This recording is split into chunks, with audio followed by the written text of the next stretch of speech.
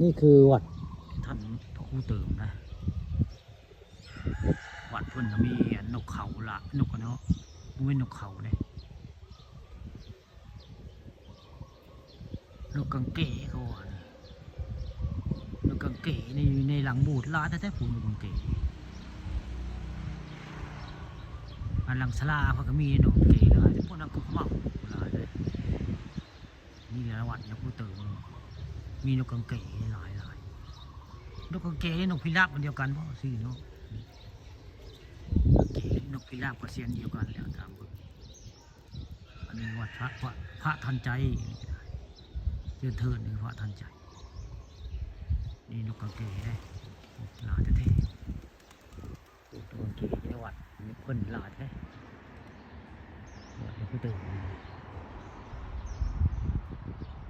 ตอนเช้ามื้อนี้ผ้าป่าทองคำเนาะมาบริเวณอยู่ในบริเวณวัดเพิ่นได้มื้อนี้ถ้าบวชลานคือยังบ่เละโวยไงก็คือได้ท่าเพิ่นได้สร้างเพิ่นออกมาทนายเพิ่นแหละเขาไปบวชทนายแล้วบวชแก่พระทนายก็เลยถ่ายนกกังเก๋มาให้เบิ่งถ่ายเบิ่งบินนี้นกกังเก๋ไปหมดเลยได้ลายแต่แท้เมื่อกี้นกกังเก๋เพิ่นนกกังเก๋ยังผู้ตื่นปลูกไม้แล้วผู้ลายแต่แล้วมันจะโตผู้นกกังเก๋มันลายแต่เก่งผู้ตื่นอยู่ในอันหลังคาศาลานี่ก็ลายได้นกเพิ่นเลี้ยงไว้นอนอยู่ผู้ตื่นนกกังเก๋นกพิราบกันแล้วเนาะ